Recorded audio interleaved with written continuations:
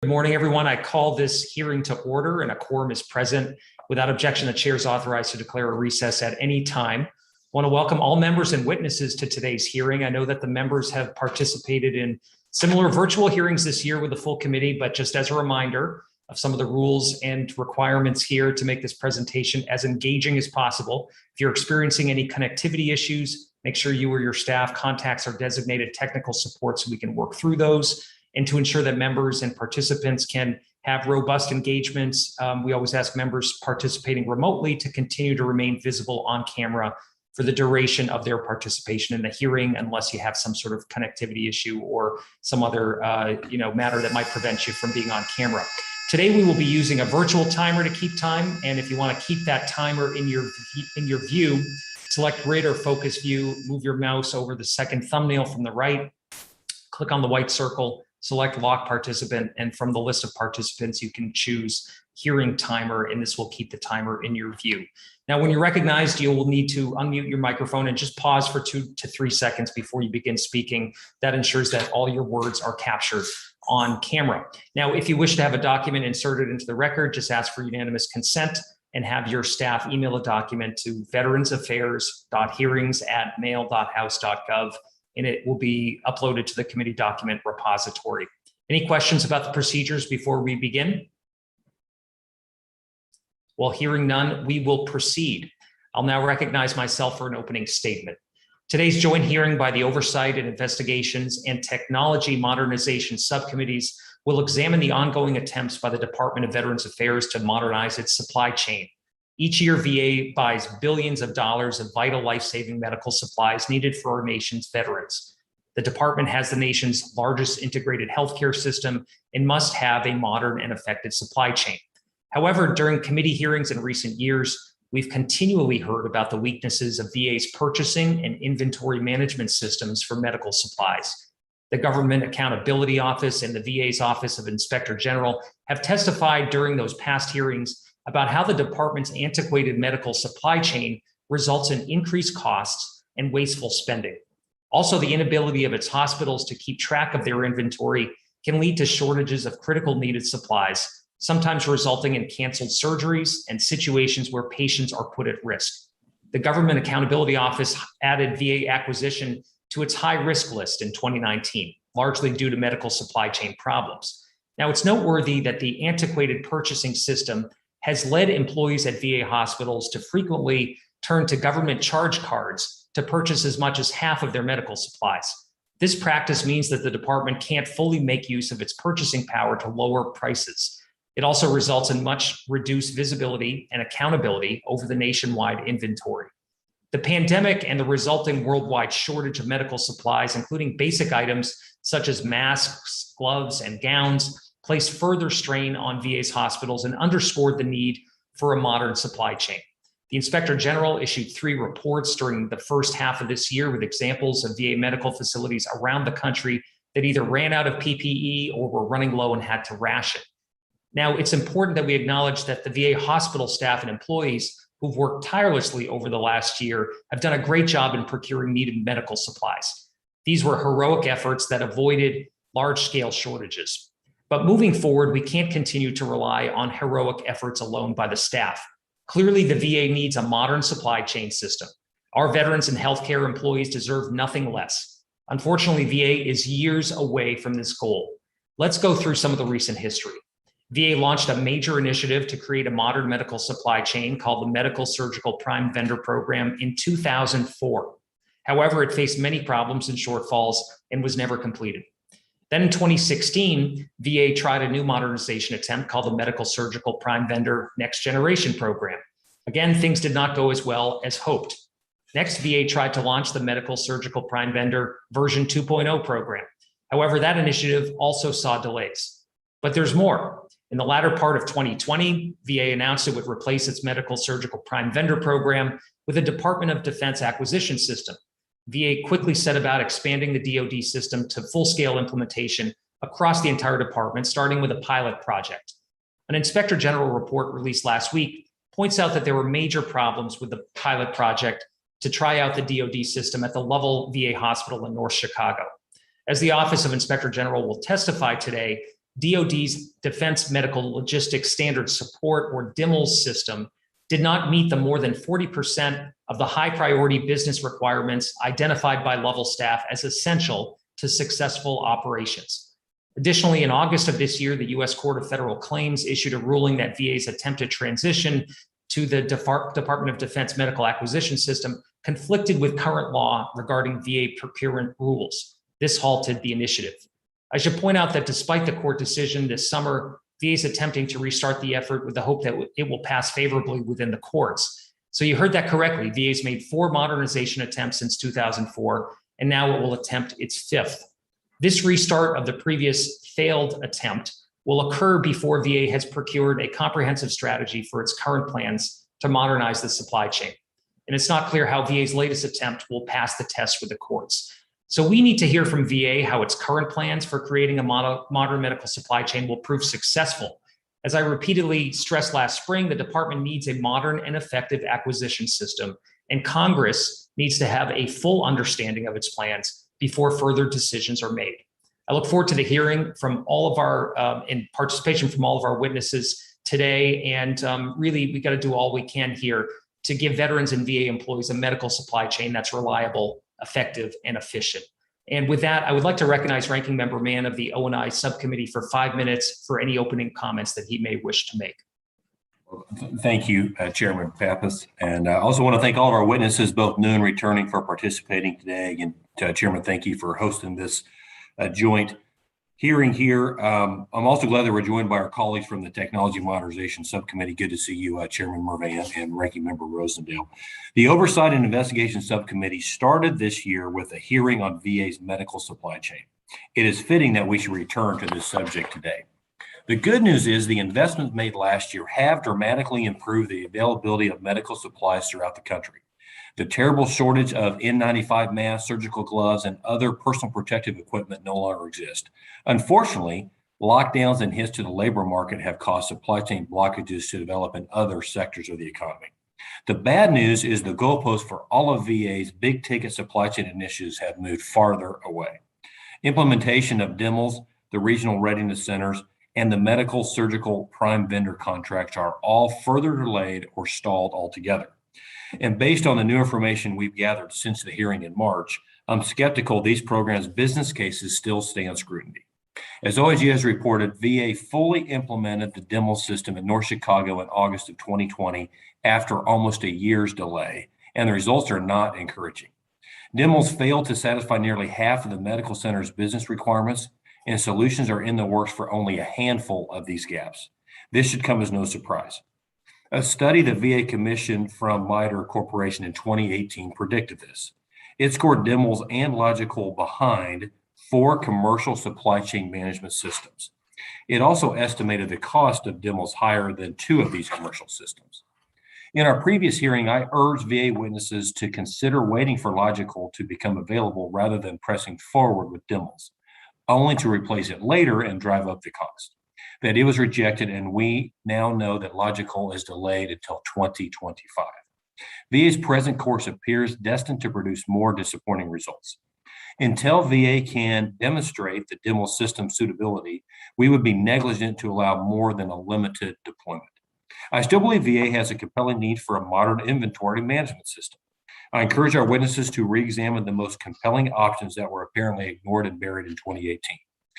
Turning to the regional readiness centers, I do not think anyone would dispute that VA has an extreme imbalance of warehouse space to inventory and demand for that inventory.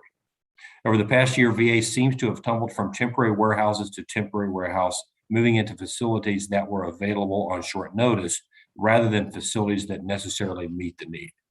I understand the VA has spent roughly $180 million on a temporary warehouse in Chambersburg, Pennsylvania. It spans over 860,000 square feet, but VA is only using about 10% of that space. VA also has 3 other warehouses, 2 nearby in Pennsylvania and 1 in California, that handle a minuscule amount of inventory.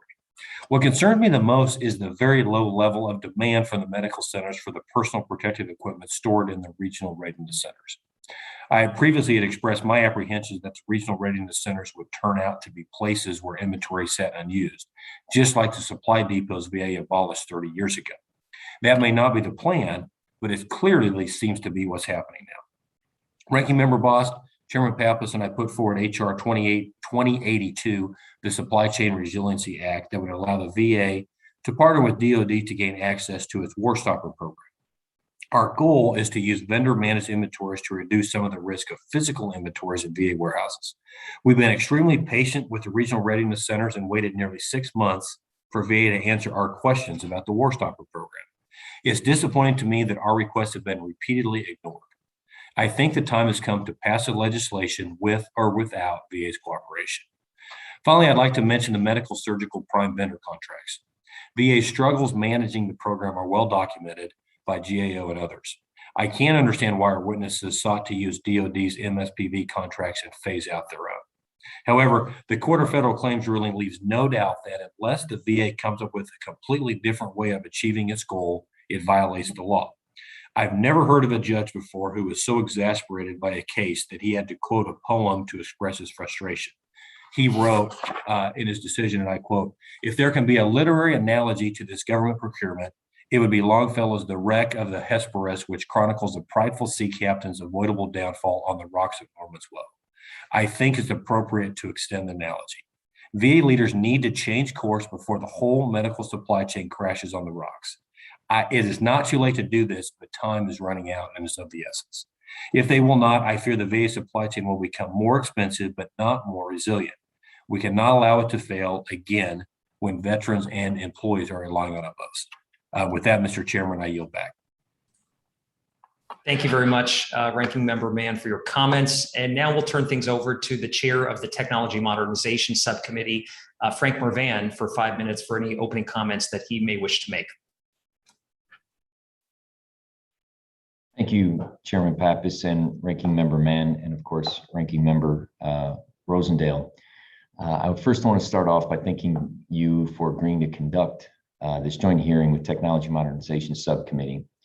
As I am sure our witnesses are aware, VA is undertaking 3 large modernization efforts of IT programs at the same time. I've highlighted in our hearings this year the trouble that the EHRM program has been experiencing and how that is affecting VA's other modernization efforts. Case in point, our hearing today is going to delve into a supply chain modernization effort that has suffered through a number of failed attempts. The latest attempt, started in 2018, was to adopt a solution the Department of Defense has been using since the 90s, in which is planned to be decommissioned in 2 years. I'm not certain how the previous administration considered that a modernization effort, but here we are. To make matters worse, the VA Office of Inspector General released a report on November 10th, which stated that this system did not meet more than 40% of the high priority business requirements identified by staff as essential to successful operations. I look forward to the Inspector General's testimony today to provide more insight on the challenges that this system is providing staff at this pilot site. As our GAO witness can attest to today, VA has historically struggled to successfully manage IT programs. In 2015, VA's management of IT acquisitions and operations were added to the GAO's high-risk series and remain there. I think this supply chain modernization effort is a perfect example of contracting gone wrong. In a briefing before this hearing, a representative from the VA stated that the move to Defense Logistics Agency contracts was primarily because VA is bad at contracting. I don't think that's an acceptable answer given that Congress appropriates billions to VA every year in every IT modernization effort that involves contracting. I'm pleased that VA has offered the Chief Acquisition Officer, Mr. Parrish, to testify today to present his plan to fix this. The issues with supply modernization and the electronic health record modernization are symptoms of a larger problem. The VA does not manage these programs effectively and have allowed siloed decision-making for far too long. It's my hope that this hearing will begin larger discussions for a legislative solution to address this partnership with Mr. Parrish. I want to thank the witnesses for being here today, and I look forward to their testimony. With that, Chairman Pappas, I yield back my time. Well, thanks very much, Chairman Mervan. And I'd also like to recognize for 5 minutes the ranking member of the Technology Modernization Subcommittee, Ranking Member Matt Rosendale. You're recognized for 5 minutes. Thank you, Chairman Pappas, Chairman Mervan, and Ranking Member Mann. My colleagues have described the situation in VA's medical supply chain, and I will get right to the heart of this matter. The supply-demand imbalance of this particular market corrected itself nearly a year ago. Meanwhile, the federal government's solutions to the problem are just getting off the ground. These solutions always come in the form of expensive contracts and new IT projects, and we are dealing with this at the hearing today. There's a common thread in the DMLS system, the regional readiness centers, and the medical surgical prime vendors contract. And it's very frustrating. VA seems to be dead set on shoveling hundreds of millions of dollars a year into these projects, regardless of whether they have a credible business case, whether the courts say they are lawful, whether they have capable leadership, and whether they are actually improving the situation in the field. It is disturbing philosophy of spend money first, demonstrate results later, or not at all. The justification for selecting the DML system seems to have been manufactured to support a predetermined conclusion. I question why VA did not provide these studies to the committee in 2018 when they were completed and when the decision was being made.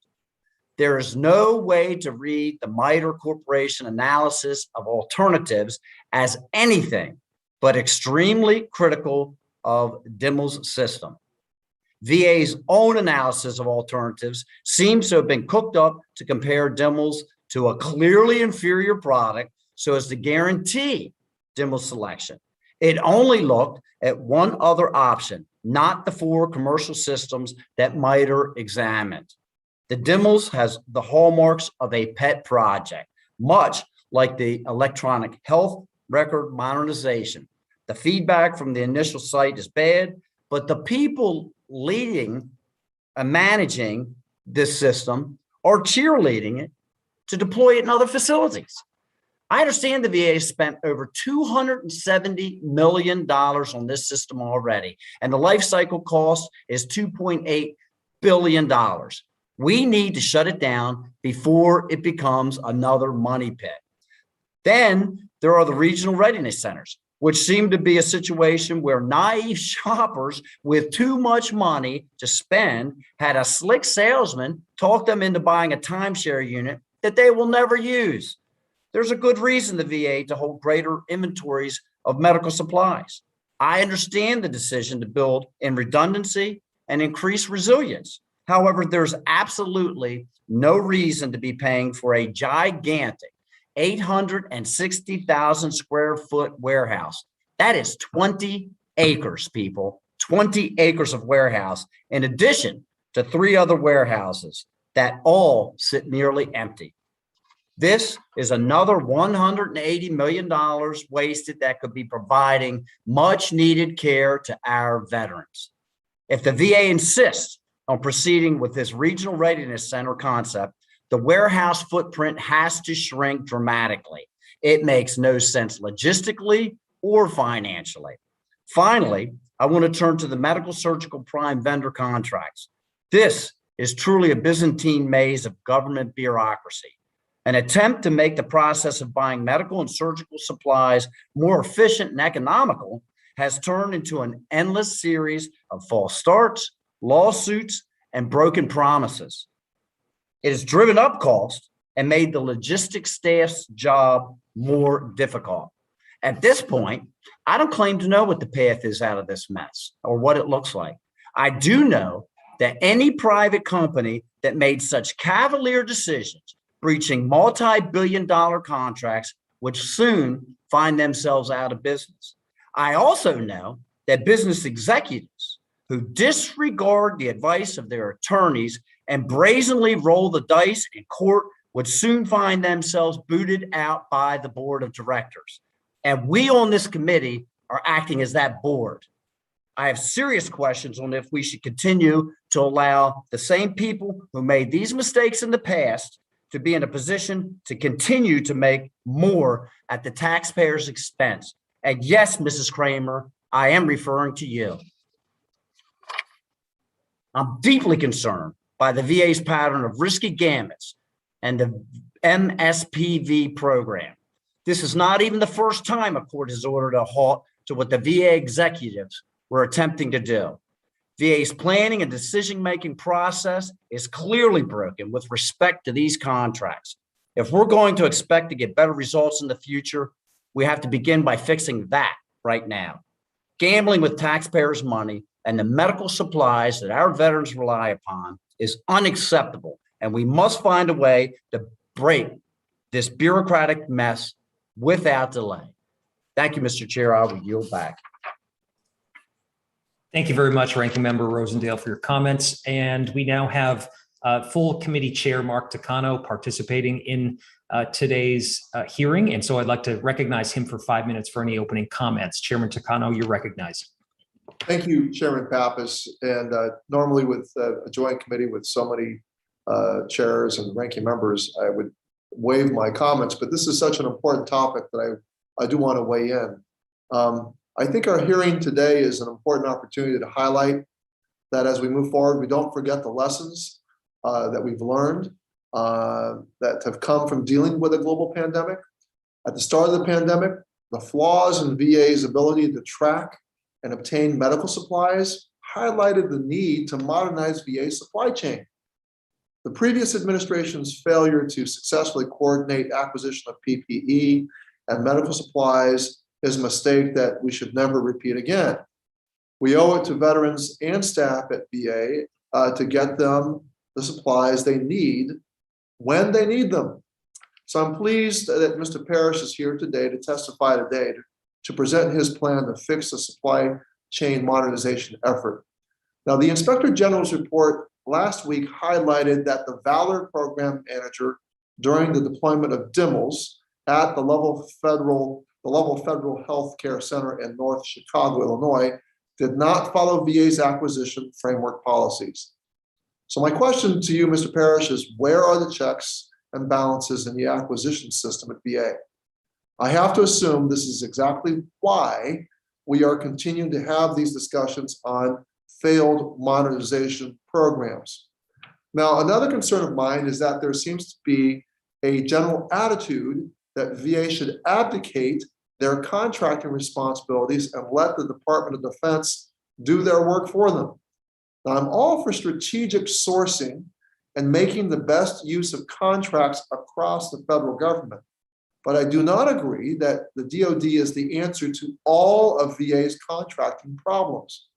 Now, the reason the Veterans Affairs Committee exists and the reason why VA receives a separate appropriation is because veterans have requirements and needs that the Department of Defense does not address. So when we give away our ability to manage contracts and programs to another department, you lose the ability to ensure that the requirements of veterans and the VA are the top priority. Now, I look forward to hearing from all witnesses today and getting some answers on how to get this program and contracting at VA overall on track. Notice I didn't say back on track because I don't think it was ever on track. And I'm not just dinging the last administration. This has been a persistent issue of not ever having been on track. So my Republican colleagues, I don't want you to take my first opening comments about the last administration as like that was, you know, the only administration that's had this issue. And I'm hopeful in a bipartisan way we are going to get things on track, maybe for the first time. So we can no longer be in a holding pattern of making the same blunder over and over again. And I'm pleased that we are in agreement with members of the minority on the committee that this is an important topic. And I look forward to continuing to work with them to resolve this issue once and for all. Thank you, Mr. Chairman, and I yield back. Thank you very much, Chairman Takano, for your comments. We will now turn to our witnesses, and I'll start by recognizing our first witness for 5 minutes. First, we have from the VA, Mr. Michael Parrish. Principal Executive Director for the Office of Acquisition, Logistics, and Construction. He is joined by Ms. Deborah Kramer, Acting Assistant Undersecretary for Health for Support, Veterans Health Administration, and Mr. Neil Evans, Acting Chief Information Officer. Mr. Parrish is going to provide the testimony for VA, and Mr. Parrish, you're recognized for 5 minutes. Good morning, Chairman Takano, Chairman Pappas, Chairman Mervan, Ranking Member Mann, Ranking Member Rosendale, and distinguished members of the subcommittees. I appear before you today to share the current state of VA's enterprise supply chain modernization efforts and our strategies for improvement. Chairman Pappas mentioned I'm accompanied by Ms. Deb Kramer, Acting Assistant Undersecretary for Health for Support with the Veterans Health Administration, and Dr. Neil Evans, Acting Chief Information Officer for our department. To begin, I want to acknowledge our great and dedicated VA employees who, despite the challenges brought on by the global pandemic, continue to serve veterans with care and compassion. I also want to thank the House Veterans Affairs Committee for its support for our efforts to modernize VA supply chain. Supply chain issues are an evolving national concern and not unique to the VA. We are actively addressing these challenges and implementing near-term methods to ensure internal VA supply chain resiliency. VA is also working with the White House and other executive branch agencies to develop and implement actions identified in the National Strategy for a Resilient Public Health Supply Chain.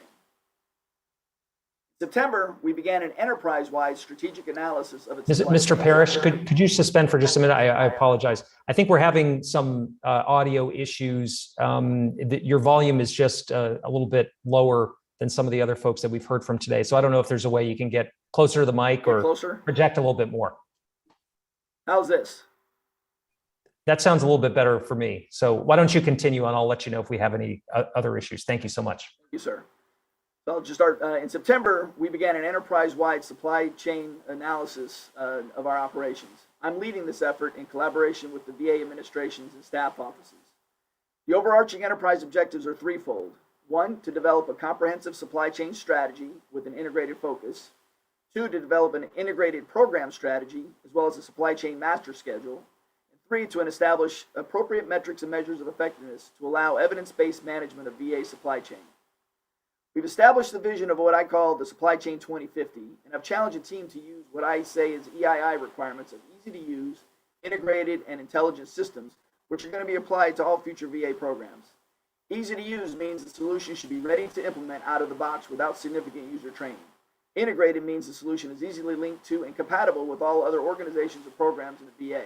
And intelligent means the solution is data-driven, automated, and predictive. The initial phase of this strategic analysis includes a supply chain as-is assessment. We've assembled a strong team with the requisite expertise to lead this aspect and ensure proven strategic and programmatic methodologies are applied throughout our supply chain modernization and transformation efforts. This effort is driven from our teammates in the field, not from the headquarters. Additionally, we're including our industry partners as part of our overall process. With Secretary McDonough's leadership, VA has increased information sharing and promoted evidence-based decision-making.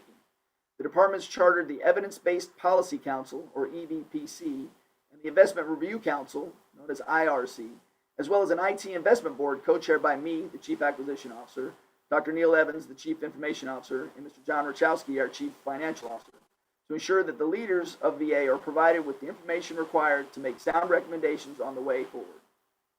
As part of our improved governance structure, the department is completing operational management reviews, also known as OMRs, of all our major programs under the leadership of Deputy Secretary Renning. Additionally, I am personally leading and implementing quarterly program management reviews, known as PMRs, of all major acquisition programs to provide a forum for deliberate programmatic discussion of cost, schedule, performance, and risk of those various programs. These recurring structured reviews tie together to improve our VA governance structure, which directly impacts our VA supply chain transformation to ensure our efforts are aligned with departmental goals, priorities, and mission. As the committee is aware and has stated, VA's Office of Inspector General and the Government Accountability Office have assessed our VA supply chain and made recommendations for improvement. You'll hear from them today that while some progress has been made, we have much more work to do. And we agree with their assessment, and VA is committed to completing that work. Most recently, we received the report from the OIG with 3 recommendations. One, that we revisit its oversight and deployment of the DIMLS system. 2, develop a process to better identify and solve unmet high-priority business requirements and post-deployment challenges with DIMLS. And 3, properly staff our VA Logistics Redesign, or VALOR, Program Management Office to ensure we have the right expertise in place. As part of our governance structure, as described earlier, we are reviewing all major acquisition programs to ensure the original theory of the case and conditions that establish those major programs are still current. DIMLS is undergoing that review now. VA is committed to transforming its supply chain to provide high-quality healthcare services and other benefits to increase our access and outcomes for veterans. This is important and personal to me as a service-disabled veteran, and I'm also a former service-disabled business owner. I am committed to delivering what we promise, deliver it on time, and deliver it on or under budget. We owe it to you, Congress, the American taxpayer, and more importantly, my fellow veterans. Your continued support is essential to fulfilling this mission. This concludes my statement. I and my colleagues are prepared to respond to any questions you or other members of the committee may have. Thank you very much, Mr. Parrish. Our next witness is Ms. Leanne Seawright. She's the Deputy Assistant Inspector General for the Department of Veterans Affairs. Ms. Seawright, you have 5 minutes. Chairman Pappas, Chairman Morvan, Ranking Members Mann and Rosendale, and members of the subcommittees. Thank you for the opportunity to discuss the OIG's recent report on VA's supply chain. Inspector General Missel testified before the Subcommittee on Oversight and Investigations in March 2021 regarding VA's supply chain, and those concerns still persist. OIG reports have identified challenges to real-time tracking of inventory, purchasing, distribution, storage, and other supply management functions. While VA staff created workarounds to meet patient needs, these sometimes lack compliance with VA policies and procedures. Further, even these well-meaning measures are not enough and can exacerbate underlying problems. My testimony focuses on VA's deployment of the DoD's Medical Logistics Standard Support, or DEMLS, at the level of Federal Health Care Center. We found significant unaddressed operational gaps that could affect the prompt delivery of healthcare services and deployments of DEMLS at future VA medical facility sites. We determined that DEMLS did not meet nearly half of all high priority needs at level. VA did not follow its own acquisition framework requirements, and the establishment of the VA Logistics Redesign Office, or VALOR, as the program oversight office was flawed. First, while VA intended DEMLS to be a comprehensive, streamlined supply chain management system, it did not meet 40 of 90 high priority business requirements identified by the level staff. This forced staff to develop workarounds just to maintain day-to-day operations. Notably, DEMLS did not meet any of level's data and information sharing requirements, could not adequately perform routine healthcare technology management functions, and lacked key functions needed to maintain accountability of IT equipment. For example, DEMLS did not interface with VHA's corporate data warehouse. Second, although VA's acquisition framework policies outline a process to ensure DEMLS meets the facility's high priority requirements, VA did not follow the framework that was directed in the March 2019 memo, making DEMLS the enterprise solution. Moreover, DEMLS deployment cost for FY21 alone was $176 million, further requiring compliance with VA's acquisition framework policy. Third, the VALOR Program Office tasked with overseeing the effort also had a slow, unsteady start from lack of staffing and funding. Though created in early 2019 to manage the deployment, VALOR was not funded until January 2020. It has also been led by 6 different managers since 2019.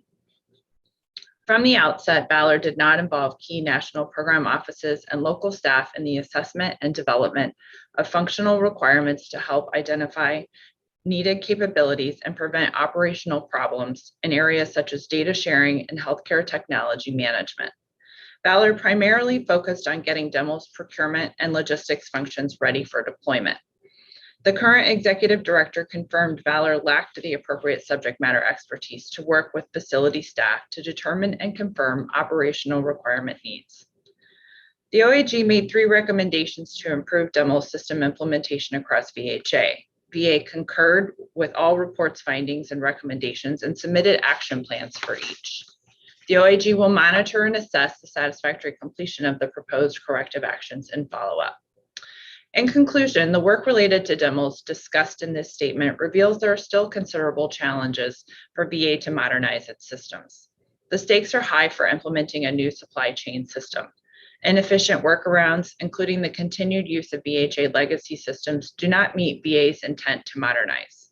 Without prompt and decisive action, the unresolved deficiencies identified at level will likely occur at subsequent sites, setting off a cascade of problems.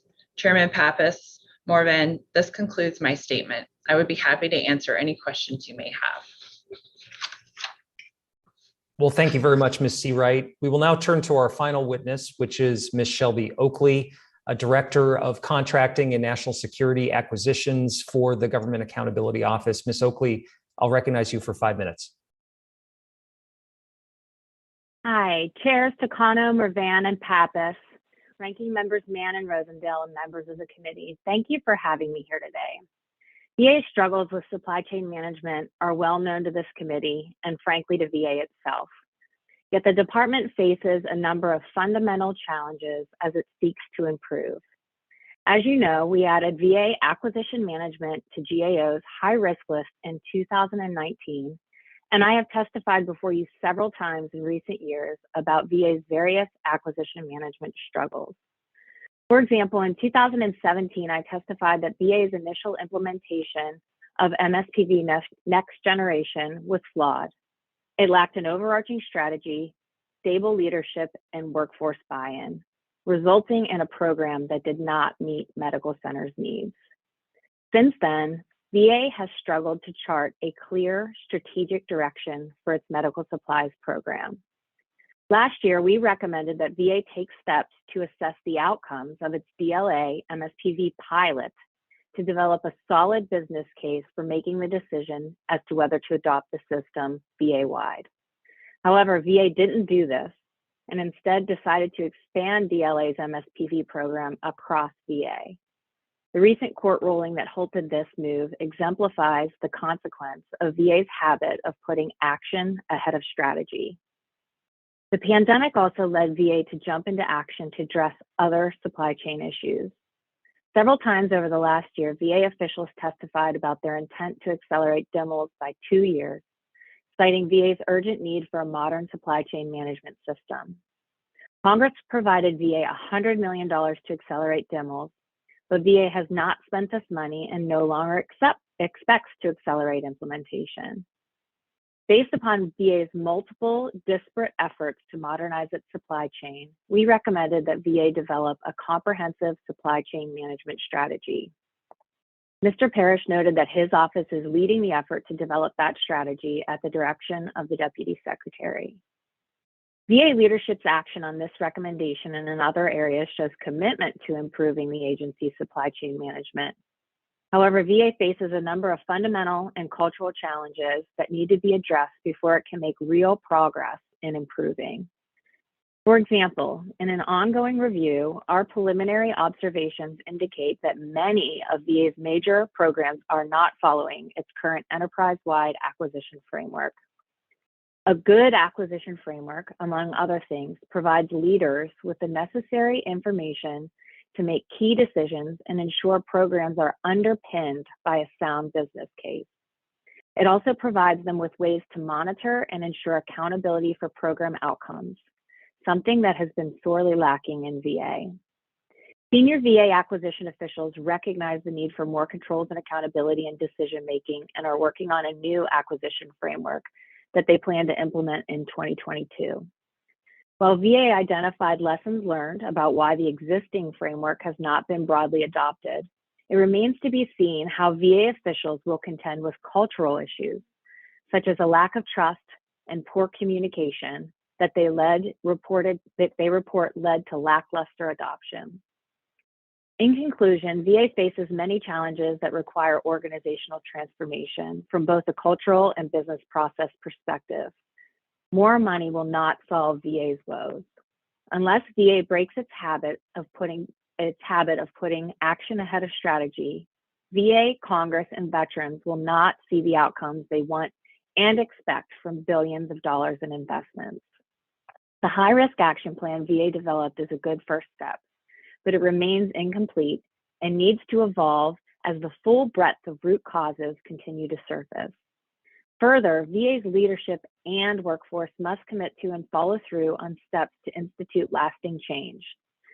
Addressing the fundamental challenges VA faces will be difficult, but if VA takes the time to do this right, they will be well positioned to more effectively use their resources to meet the needs, both daily and times of crisis, of those who have served our country. Chairs Takano, Mervan, and Pappas, ranking members Mann and Rosendale, and members of the committee, this concludes my oral statement. I'm happy to take any questions you have at this time. Thank you very much, Ms. Oakley, for your testimony. We will now turn to the questions. Why don't we start by asking Mr. Parrish quickly to do a 5 count just to make sure we've gotten your sound in the right place. Sure, let's see if we try the phone. 1, 2, 3, 4, 5. Any better? Yeah, I think we hear that loud and clear. Thank you for doing that. Well, we'll go to questions now, and I'll start by recognizing myself for 5 minutes. And Mr. Parrish, we'll start with you. I want to get to this issue of the history that I highlighted in my testimony. We know VA has had a number of false starts and failures over the better part of the last 2 decades to modernize and improve its supply chain from the antiquated system into a more modern one. It's safe to say we all agree about the need for a modern, resilient, and efficient supply chain. We all want to get to that goal, but we're not there yet. So, Mr. Parrish, can you tell us what you believe are the key ingredients of success that you are pursuing? And, what have you learned from these failures as you come into this role and are beginning to plan for the future? Thank you for that question, Chairman Pappas. Two points. One, we are focusing on acquisition reform per Ms. Oakley's commentary. We're working with OEI to kind of restructure and evaluate and establish a more rigorous oversight process, as well as a what we call the acquisition lifecycle framework that's going to be all-encompassing for the enterprise for future major acquisition programs. And we hope to roll that out in the next quarter or 2 at the latest. Specifically to the supply chain assessment, as you rightly mentioned, there have been multiple attempts over the years to have various evaluations. To my knowledge, this is the first enterprise-wide attempt. It's not just focused on VHA, but it's focused across the enterprise. So I think that's going to be a key indicator, because it's going to allow us to identify the interrelationships between the various programs and the various supply chains.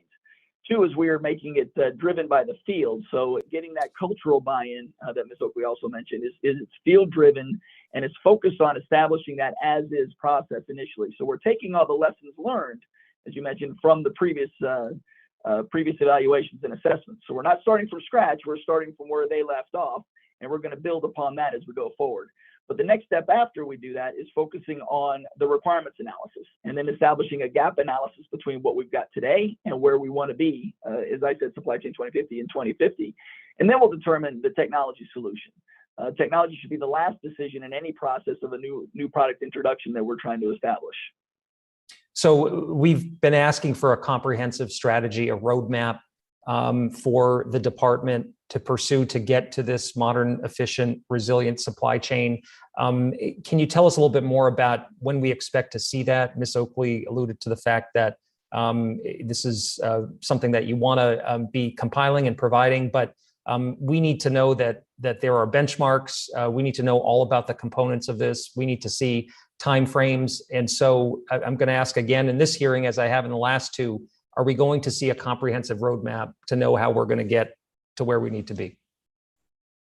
Yes, sir. I commit to having that comprehensive roadmap. Our timeline for the supply chain assessment is mid-December, in about a month, and we're well on track to achieve this. As we will have established that problem statement and that enterprise-wide as-is status of what we look like today. The next phase, as I mentioned, is the requirements analysis and the strategy development, which will be in the second and third quarter of FY22. That we should have something to enterprise-wide for all of VA. Okay, why don't we turn to Ms. C. Wright? I've got a question for you about DIMLs. We know that the pilot didn't meet nearly half of all the priority needs at this site in North Chicago. Your findings detail how staff at the Level Healthcare Center had to establish manual workarounds to track certain medical equipment, which increase the risk of equipment failures and other deficiencies. So can you talk about your thoughts on VA proceeding with DIMLs deployment across of all VA, given what we saw happen at the Level site? Sure.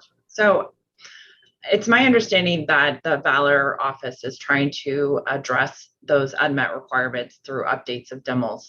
However, those updates, about 33 of them are still, we haven't seen any action on those in terms of what they're doing or any processes forward. So in terms of moving forward, I think until they come up with solutions for those high priority requirements, and then also really to speak to the change agent, getting the facility staff on board with the changes, because it's not just implementing a new system, it's implementing new processes and procedures as well, and gaining buy-in for those.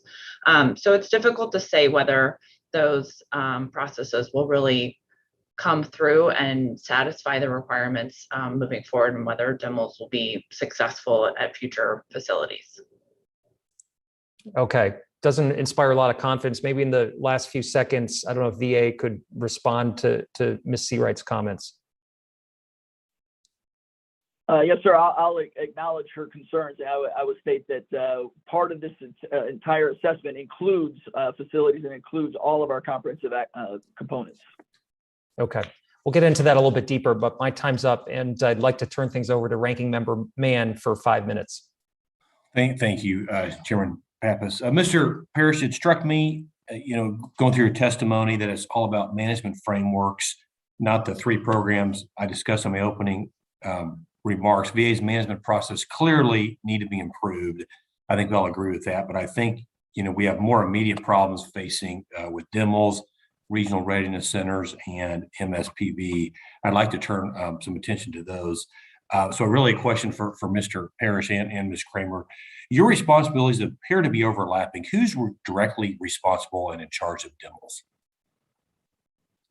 The way we're structured, and thank you for that, Ranking Member Mann, the way we're structured as a CAO, I'm at the VA level, and each of the subcomponents have their own equivalent chief acquisition officers, or in Ms. Kramer's case, the Undersecretary for Support. And I'll let her talk more specifically on the programmatics aspect. One of my challenges is to be able to do an integration, to your point, of the 3 major digital transformations at the VA level to kind of make sure that we all work together and we're going forward. So who's responsible for, who would be responsible for DEMLs? So for the DEMLs program, I'm the program decision authority, and VHA has the Valor program is a program office in the Veterans Health Administration. Okay. It seems like part of our problem here is just overlapping. I'm a farm kid, right? And in our farm, we used to say one of the best ways to starve a horse is making 2 people responsible for feeding it. And it seems like, this is a structural issue that could easily potentially get clarified. Ms. Kramer, VA committed to DEMLs in 2018 as a 1-site pilot, and then expanded it to a nationwide implementation in 2019. The first and only site so far was only completed last year in 2020. Is DEML still a proof of concept for the VA, or has it been successful enough in your mind and suitable to roll out everywhere? Well, sir, the pilot at FHCC was set up as a joint incentive fund project. So that was done because FHCC is a one-of-a-kind organization, a joint Navy and VA organization. The desire there by the staff was to use the same systems, and that's what's being done there. That's separate from what we're trying to do in terms of finding an overarching solution for the larger requirements to support not just the medical supply chain, but all the support functions associated with that, including medical maintenance, maintenance of the environment and care, and those kind of things. Okay. Thank you. Ms. Seawright, the only data that seems to exist about DEML's performance is in North Chicago. And in your report about it was critical. Has DEML's been proven successful and ready for a nationwide rollout now in your mind? Well, similar to my response to Chairman Pappas, I think it's still to be determined. There's a number of requirements that need to be solidified to find workarounds for that, and then to ensure that staff can do their jobs without having to use a swivel chair approach, using DEMLs and legacy systems at the same time. So we're not really moving forward. Even when you implement DEMLs, the efficiencies are not likely to be achieved as it stands today. Okay. Follow up on that, Ms. Seawright. What are in your mind, the real life implication of DEMLs not being able to meet nearly half of the North Chicago facilities requirements, and what does that then portend for future sites? Right. So like I was just saying, I think one of the biggest issues is the swivel chair approach. I have information in DIMLs, I have information in legacy systems, but they don't talk to each other. So I have to take information out of one system and put it into the other. And that creates additional work, additional time, and a lot of opportunities for errors in terms of moving information from point A to point B. So until you have that seamless transfer of information from within one system, whatever system that might be, I think there's a lot of risk that you're going to lose visibility of data, visibility of supplies, your ability to track, and really the intent behind DIMLs is to have a enterprise supply chain solution. And if they don't talk to each other, if it doesn't talk as a whole system, then you've negated that intent. Yeah. Well, one more question for you again, Ms. Seawright. I understand that the VA OIG is not planning on any future work looking at DIMLs. Why is that? Honestly, we don't have any plans for future work right now because we were waiting to see what the future of DIMLs was really going to be. With the litigation that occurred late this summer and the hold on the DLA MSPB contracts, that really affects, from our opinion, the ability of DIMLs to work effectively in any facility, because it's sort of the backbone of the ordering and the supply chain management processes. So until we have a better idea of what the future of that MSPB, whether it's DLA or prime vendor, and how that will work, we're holding to see what VA is going to do moving forward with DIMLs. We do have some projects in the works, but until we know that there's a future, we're not implementing any or starting any of those projects. Okay. Thank you. No further questions. Thank you, Ranking Member Mann. I will now recognize Chairman Mervan for 5 minutes. Thank you, Chairman Pappas. As the chairman of Technology Modernization Subcommittee, my experience with VA's modernization efforts have largely focused on the EHRM program. That program has suffered from lack of effective coordination between management and the contractor and VA staff. This has led to numerous complaints and a strategic pause ordered by Secretary McDonough this past summer. According to the report from the Office of Inspector General, it appears that the supply chain modernization program is suffering from the similar issues. Ms. Oakley, the GAO has produced a number of reports before and during the pandemic on supply chain modernization issues. Do you see the issue of supply chain modernization as a representative of issues across the VA with their IT acquisitions? And I'm sorry, Ms. Oakley, you're still muted. Is that better? Much better. Okay, all right. Absolutely, yes, the issues are very consistent, and they're indicative, like I said, of VA's bent of putting action ahead of strategy. When we added VA acquisition management to the high risk list, we pointed to similar challenges that plague many of VA's programs. Some of these include leadership instability, inadequate training. And now our ongoing work is, focusing on, do they even have a framework for conducting these programs, making sure that they're set off with a good business case that is then executed and monitored and measured for effectiveness. And without doing that, decisions are often ill-supported and no one's held accountable for outcomes. Thank you. In your opinion, are the most important outstanding recommendations from the GAO that VA still needs to address to fix these issues?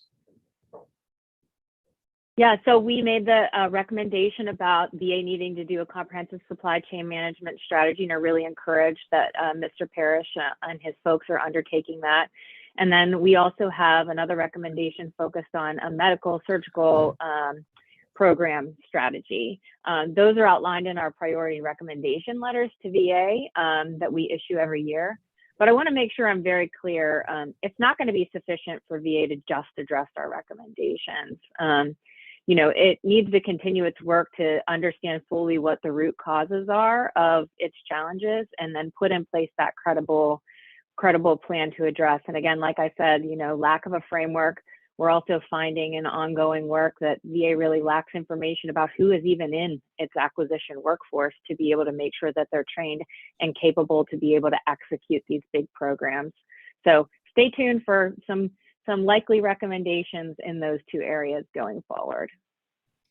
Based on the work that you have already completed and the work that you are currently performing to oversee issues with the VA's IT programs, do you think the current plan to adopt the DIML system is the most appropriate path forward? I think as Ms. Seawright alluded to, some of the key factors that influence VA's decisions to adopt DIMLs are now in question, in particular, whether it can actually use DLA's MSPB program or not. And that was one of the driving factors for going down the DIMLs path. And as was mentioned, VA's own AOA documentation didn't even point to DIMLs as the best solution, but but nevertheless, that was the path taken. And I think it's really important. VA has an opportunity through this supply chain assessment that Mr. Parrish is leading up to, is to step back and examine whether DIMLs remains its preferred solution. Is the business case there to support that DIMLs can meet the requirements of each of these facilities? Going through a framework and going through a process for acquisition oversight, that's one of the key aspects is, does the material solution meet the requirements that are existing? And clearly through the IG's work on DIMLs, it was not the case. Thank you, Ms. Oakley. Mr. Parrish, as the Chief Acquisition Officer, you have the insight into the current state of all the modernization efforts currently underway at VA. I'm sure you can appreciate the concern that we have with the current state of supply modernization given the recent court decision and report from the OIG. Do you feel that pausing any further implementations of DIMLs is appropriate given the way things are going? Thank you for that question, Chairman Mervan. And yes, that's exactly what we're doing. We're taking, as I mentioned earlier, taking our governance structure and we're evaluating DIMLs to ensure, as Ms. Oakley rightly said, that the original conditions and the original theory of the case of DIMLs is still valid. With that, I yield back. Thank you, Mr. Parrish. Thank you very much, Chairman Mervan. I will now recognize Ranking Member Rosendale for 5 minutes. Thank you, Chairman Pappas. Appreciate it. I want to dig into the study alternatives that VA used to justify selecting DIMLs in 2018. Dr. Evans, it was written by the Office of Information Technology, and Ms. Kramer, you were listed in it as a subject matter expert. So I would like to ask both of you, how was it decided to only compare the DIMLs to IBM Maximo software and not any of the other software programs in the marketplace?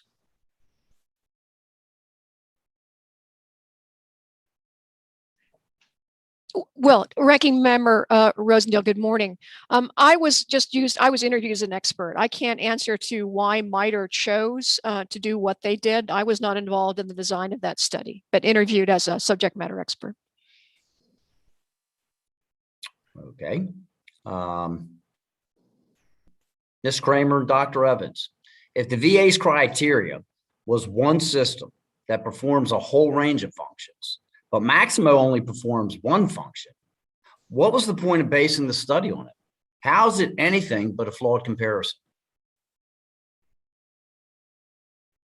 Ranking Member Rosendale, I think that's one of the key points that actually Mr. Parrish was bringing up, is that the current strategic review and assessment and functional gap analysis that we're doing is intended to ask these questions in a comprehensive way, to determine the strategy to move forward before we determine the technology that meets the strategy. So we're going to, just so I understand the process, we've already invested in a software program that was compared to another software program that didn't offer any of the same options and components. And now that we've invested that money, we're going to go back and see why we did it that way and where the money is going. Now that we've already screwed the process up. Is that what you're telling me? Sir, I think what we're doing is using what we're learning from the FHCC implementation and through the review that's being conducted by the Deputy Secretary to assess whether this is the right decision. We've learned a lot with the FHCC implementation. Those things need to be taken into consideration as we look at our path forward. Okay, so Ms. Kramer, is no one who is part of this contracting process aware that possibly it would be better to compare similar products if we're going to be investing billions of dollars, to compare similar products instead of taking a product that is completely void of all of the components of the one and the criteria that has been established that was being searched for? Ranking Member Rosendale, I believe the MITRE study was flawed. It looked at two options that were actually used to support manufacturing, not healthcare. The healthcare option that it looked at only supported supply chain and not the other functions that we require. And it eliminated using DIMLs and logical based on the justification that because it didn't do what we do in VA today, it wasn't a valid solution. I think that all of those assumptions need to be relooked. Okay, so turning to the MITRE analysis, and I just happen to have a copy of it here, and the alternatives, the Infor software scored 1,836 points compared to DIML's 877 points. So MITRE estimated the cost for Infor at $1.2 billion and DIML's at nearly $1.7 billion. Please explain to me how anyone could have selected DIMLs based on this information. Sir, I was not there when that decision was made, but I'm assuming that they did it because they were looking at a system that did more than just the supply chain aspects. Medical maintenance is critical as well, as is taking care of the environment of care. Which study did the VA rely on to make this decision, the OIT study or the MITRE study? I don't think there was a formal study that was published like the MITRE study. I think that was done based on business case analysis by subject matter experts. But we can go back, sir, take that one for the record and go back and see what we can find to provide to you. I would. And who made the decision to actually recommend DIMLs to the secretary back in 2018 as well? Do we have that answer? We'll get that for you, sir. Okay, greatly appreciated. Ms. Seawright, how was it decided that DIMLs meets VA's requirements before it was deployed to North Chicago or anyone else, anywhere else in VA? I honestly don't know how it was decided that it would meet those requirements. They developed they developed a requirements document and assessed those requirements, and how they made the decision that those requirements would meet the needs. I can't speak to that. Mr. Chair, I do see that my time has expired. Thank you very much, Mr. Rosendale. I'll now recognize Chairman Takano for 5 minutes. Thank you, Chairman Pappas. Mr. Rosendale, Ranking Member Rosendale, I was in communication with the administration at the time. I'm almost believing that DIMLs, which is a Defense Department related contractor or program, that was coming from the secretary and his background at DoD. But I'm trying to verify that information. But that's my recollection. But I just want to kind of pass it along to you. I'd like to start with a simple question. Have we seen real world progress on during the past 8 years to work to modernize the supply chain? The chronology of the past and unsuccessful attempts to modernize the VA supply chain in Chairman Pappas's opening statement should give us all pause. I recognize the very large challenge of designing and then implementing a system that will handle the purchasing and inventorying of billions of dollars of medical and other supplies needed by the department. However, as all the witnesses have made clear, this current system is simply not good enough. As I've said 8 years before, I've said 8 years for a specific reason. These ongoing serious supply problems and failed solutions are not about any one administration, nor about a political party. I see this as a problem enduring through the last administration and the previous ones before that, and so on. As a committee, we must also approach this in a bipartisan manner, helping VA to modernize the supply chain. For the VA witnesses, what progress in modernizing the supply chain can you point to in the past 8 years? Any one of the VA witnesses? Okay. Chairman Takano, thank you for that question. Obviously, it was before my time, but I would assess, and I'll just make a general comment. One of the earlier testimonies, Congressman Bergman highlighted that our challenge is operating a analog bureaucracy in a digital world, and so we're doing these 3 major digital transformations, supply chain being one of them, the logistics reform that we're moving forward on. I know that in my 8 months here, we are making some progress on slowly implementing those governance structures to be able to kind of make sure that we're moving faster. So in other words, taking a step back to go faster. I don't know if Ms. Kramer or Dr. Evans want to add to that at all. We have made improvements. For instance, we did implement a graphical user interface with Vista for the use of the prosthetics contracts to make it easier for users to find the products they need. And we also created a national equipment catalog containing more than 500 contracts in 175 different categories that, again, made it much easier for users to find what they were looking for. What Mr. Parrish said in terms of being an analog environment, that is what VA is. We do not have a supply chain management system today. So trying to make it easier for our users to find what they need is one of the most important things we need to do. Okay, that word analog, it is an analog environment. That to me means not digitized, not automated. So we're in this situation in 2021 with an analog system. What I'm basically getting at is whether or not the actual frontline users of the system, those who sit before screens and order supplies, and those who stock the shelves, have they seen any progress? If we're still in an analog environment, is that what you're telling me? Well, sir, they've seen it with the graphical user interface with the prosthetics systems. So there's a definite place where they've seen an improvement and made it easier. And the National Equipment Catalog, while it's not 21st century, is a significant improvement over someone having to search through various SharePoint sites and be able to find what they need. So we have seen some improvements, yes. Well, Ms. Oakley, given the extensive work that GAO has done on this topic, can you point to any progress that VA has made to benefit VA employees that are handling the supply chain?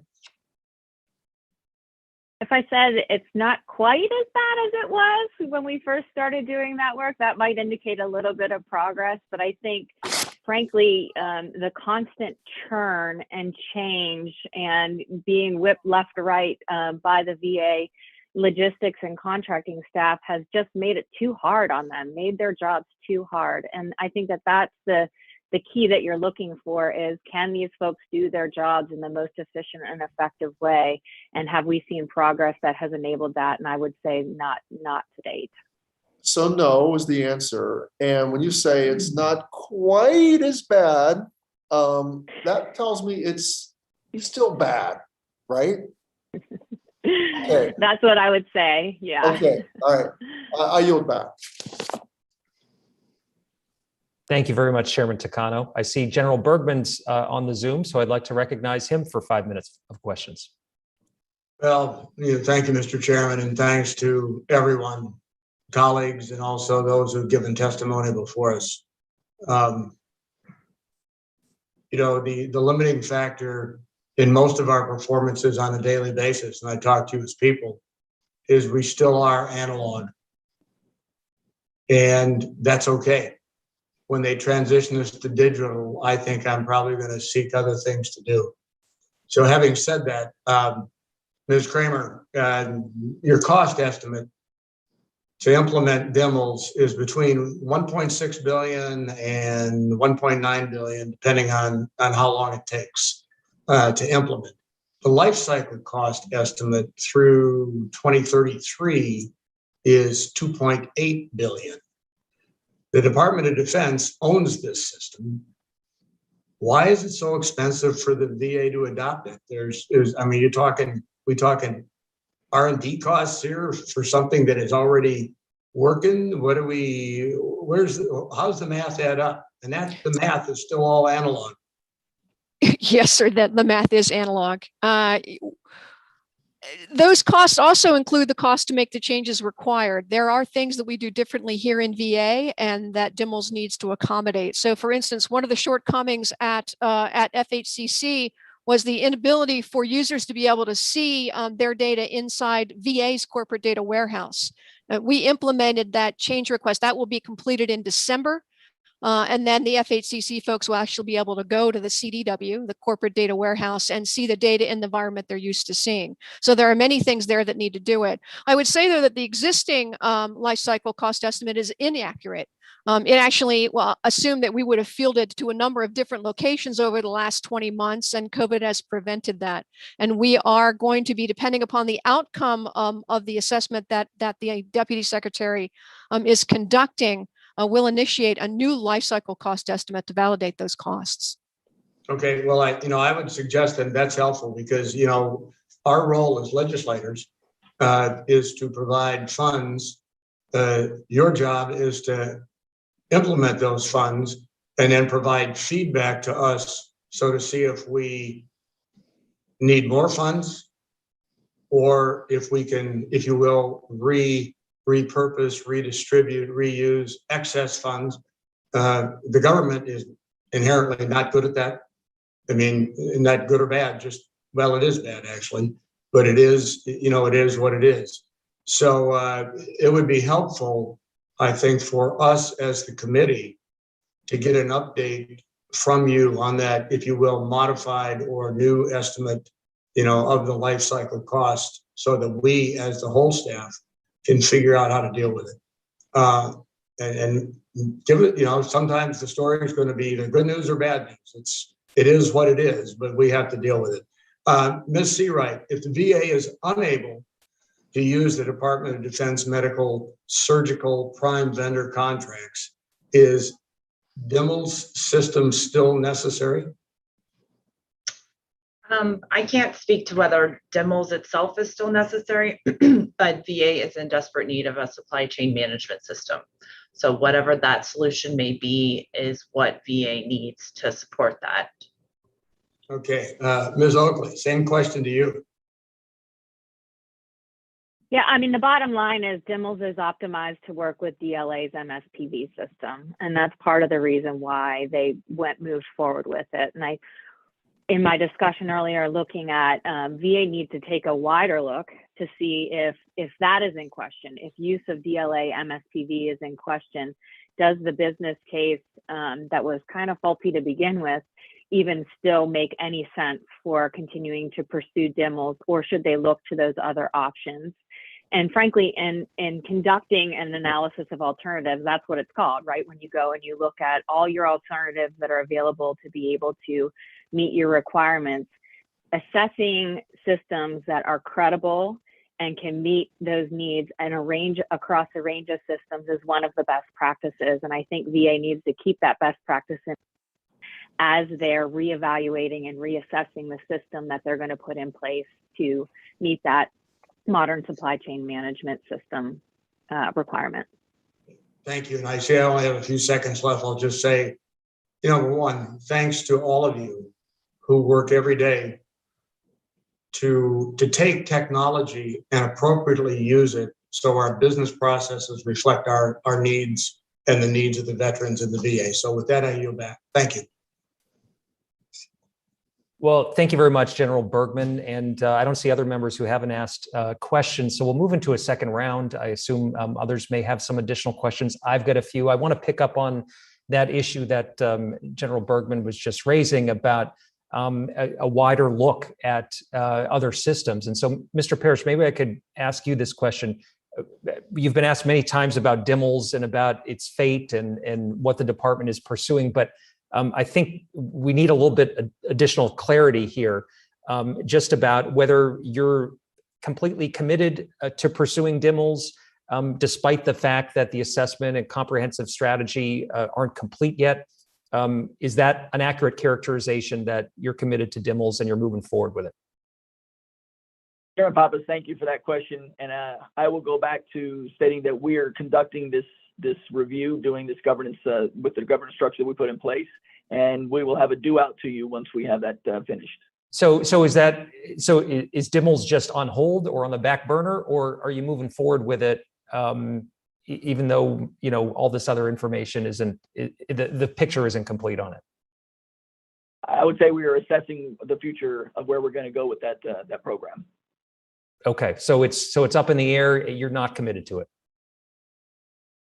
I'm not going to say we're not committed to it because that is, what right now our primary effort. However, we are reevaluating the theory of the case to make sure that it is still valid for us to continue forward. In a bigger look, as Ms. Can you talk about how about other, Ms. Oakley just referred to taking a wider look at other opportunities that are out there, other systems that might meet the needs. So are you pursuing any other options? Are there, for instance, any off-the-shelf systems used by the private sector that might be available? Well, sir, as I stated earlier, the actual technology solution should be the last decision made. The first step should be the business case and validate that business case is still valid, and then assess where your requirements are for both the future and what you are actually executing today. So the gap analysis. So all the hard work in a new product should be done up front before you decide on a technological path forward. So again, we're take that for action to get back with you on that one. Is one of the things that you are considering as part of this, look before you arrive at the technology solution? Are you thinking about the fact that DoD plans to upgrade DIMLS to logical by 2023? Is that something you take into consideration now, or do you think about that later? Well, sort of logical has been delayed to 2025. And I guess I'll go back to what Chairman Takano said early on is the mission of the Department of Defense is to fight and win our wars. Our mission in the VA is to care for those warriors and their widows and orphans upon completion of their military duties. So as Ms. Kramer said, that our medical focus, we are focused on the medical aspect, where on the DoD side, medical is a combat support function. So we have different requirements, we have different work streams, different processes. So it's incumbent upon us to make sure that our requirements are properly established and validated before we decide on any specific technology. So let me ask you about Warstopper. Ranking Member Mann brought up the program. Warstopper would help ensure that critical supplies could be acquired during a national emergency, such as a future pandemic like the one we just lived through and are continuing to live through. So VA's paused efforts as it's been working on a multi-agency assessment of the public health supply chain as directed by the president. So I'm wondering, now that a national strategy has been put out, if Warstopper is going to fit into VA's emergency readiness plans. Thank you for that question, Chairman Pappas. Let me pass that off to Ms. Kramer, who can better answer that. Good morning, Chairman Pappas. The implementation plans for the 20 or 30 actions included in the National Strategy for Resilient Public Health Supply Chain are in process now. All of them will be completed by next summer. Implementation will begin as each is completed. We are still working with our interagency partners to determine how the DLA warfighter does or does not fit into that strategy. And then we would ask that if you do provide legislation coming forward, that it include the flexibility to allow us to support whatever the future national strategy may be. Okay, you mentioned next summer. What should we expect by next summer? Well, sir, what they're doing right now, there are 30 actions in play right now required by the national strategy. Those are being worked in 4 different phases. Phase 2 is underway now. So development of program objectives and metrics, and then the implementation plans themselves. There's quite a few. We'd be happy to provide a more detailed briefing on that at a separate time. Yeah, I think we'd be interested in that. And just while I have you, Ms. Kramer, in the last few seconds I've got, can you speak to just the state of PPE today, how VA is doing, and what preparations you might be making for the winter months as we know the case count and hospitalizations continue to rise in certain parts of the country? Yes, sir. I'm actually very happy to say that we have a minimum of 180 days of supply on hand for all critical PPE. That is what the regional readiness centers bring us, the ability to hold 120 days there and an additional 60 days at the facilities. We are well prepared should there be another surge. Okay, thanks for that. And with that, I'd like to recognize Ranking Member Mann if he has additional questions. I do. Thank you, Chairman Pappas. Really want to talk a little bit about these regional readiness centers. again, Mr. Parrish, Chambersburg, Pennsylvania is the largest, most active regional readiness center, 863,000 square feet.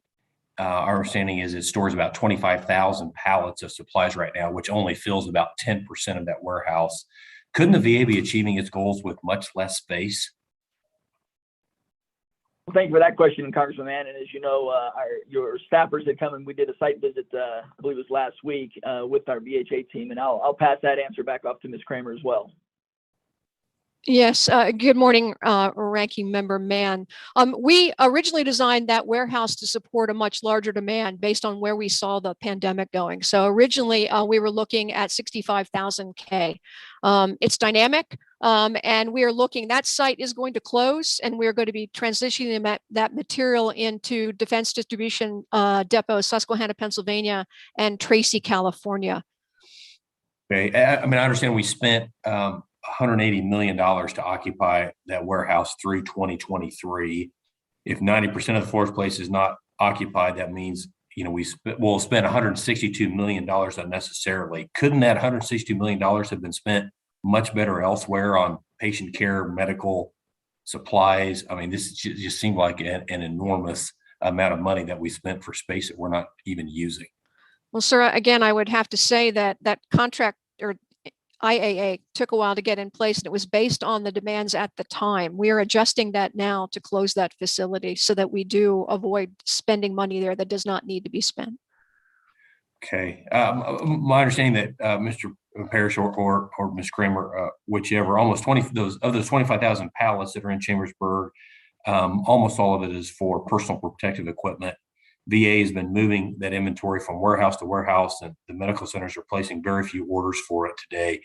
Why is that happening, and what are we doing with the inventory if it's still collecting dust? What are we going to do, you know, when these contracts expire here in the next few years? Well, Mike, I can take that one.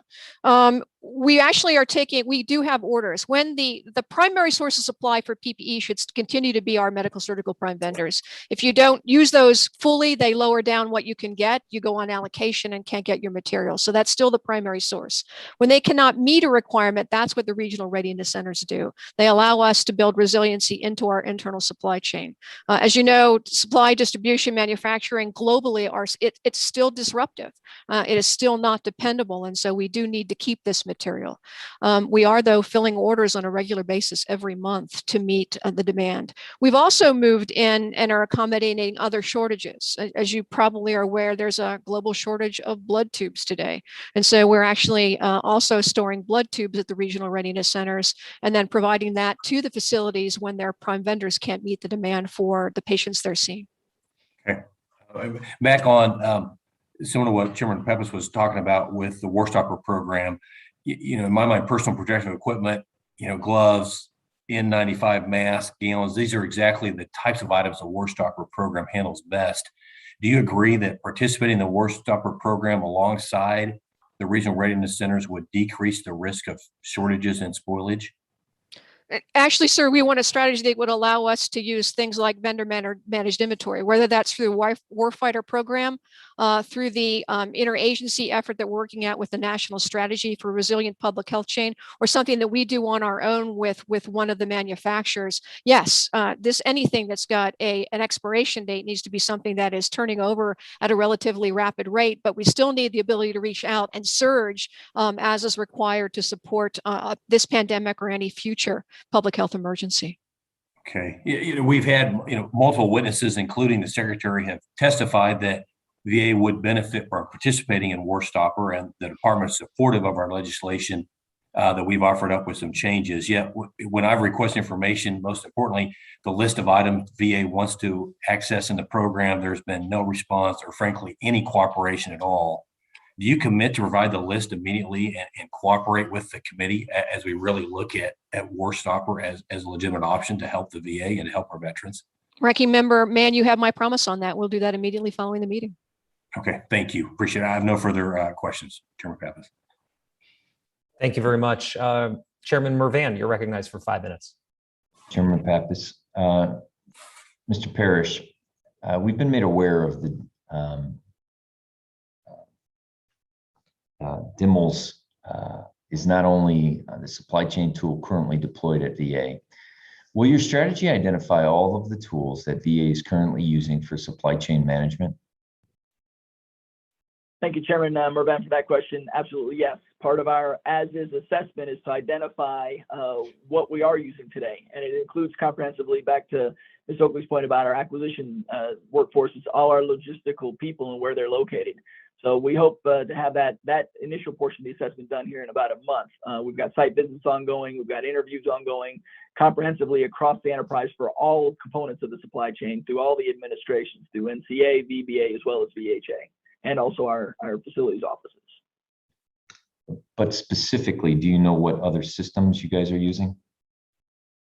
Well, I do know that we have Maximo in place in a couple other facilities. Any other ones? I don't have specific names, Ms. Kramer, if you want to. If there's others. Yes, sir. It's actually a very complex environment. Let me give you an example. GIP, which is the inventory system that VA uses today, which, by the way, does not even take an expiration date. It is that old, and it wasn't designed to support medical. It's not just one.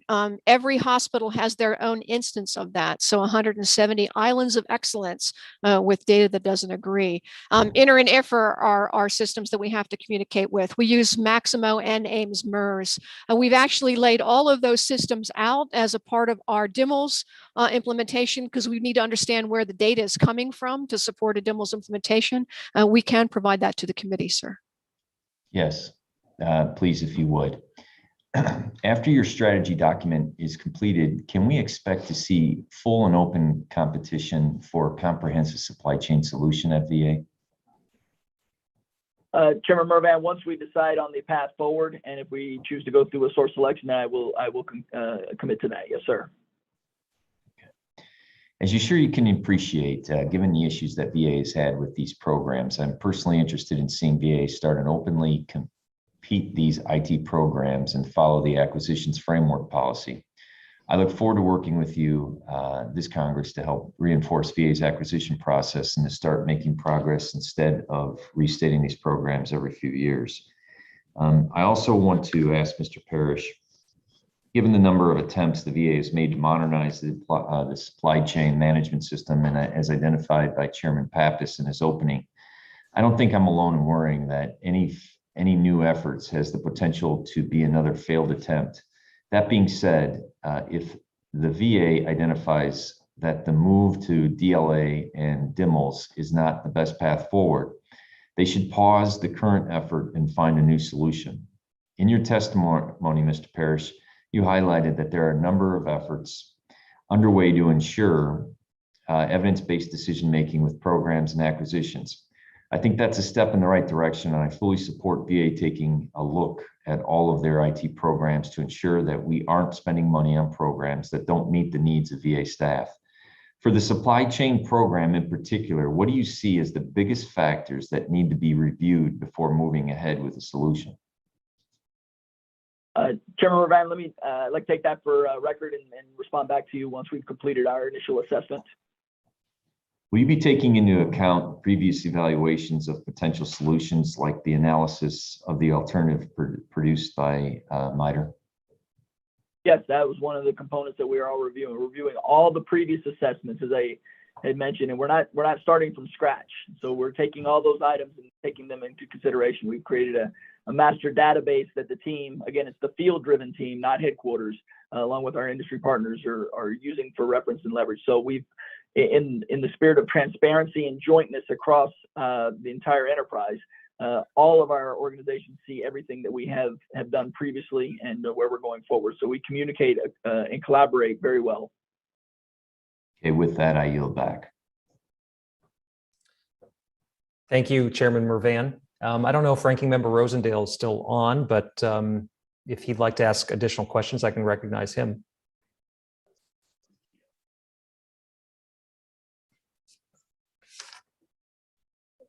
Okay, well, we'll come back to you, Ranking Member Rosendale, if you pop back on. With that, maybe General Bergman has additional questions. Yeah, thank you, Mr. Chairman. Mr. Parrish, how much has the VA spent so far in shipping items to the Chambersburg warehouse, sea, air, land, Pony Express, mail, whatever. Or I'll take that as for the record, and I'll get back to you on the proper answer. Okay, as long as you're taking it for the record, how much has the VA spent on all categories of shipping of items from all the other warehouses? So let's look at a total picture piece, not just Chambersburg. That would be helpful. Yes, sir. I'll take all that for action. We'll commit to that. Okay, now, Mr. Parrish, on another note, the warehouses are using a DoD system called the Defense Property Accountability System, or DPAS, to manage their inventory. Why is it not sufficient? And why does the VA need to implement DIMLs in addition? Do we need to overlap? Do we need duplication, or is one good enough? Well, sir, as I stated, we're undergoing this comprehensive review. I don't know that one's sufficient or one's not sufficient, but I'll also take that for action to respond back to you once we're done with this assessment to properly identify the requirements and then determine which technology fits into where we need to be. Do you have a time frame for getting that info? Yes, sir. The initial assessment is our as-is status is due to me in a month, that we report back to the Deputy Secretary, and we've committed to that. And then the gap analysis is completed in the next 2 quarters. So by spring, summertime, we'll have answers to all of your questions, sir. Is there any hint anywhere that when all the data is compiled and the assessment is complete, that decision might be made to, well, we'll still use 2 systems anyway?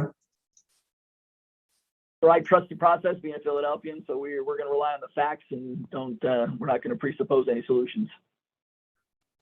Okay, well, thank you. That's all I have. I yield back. Sure.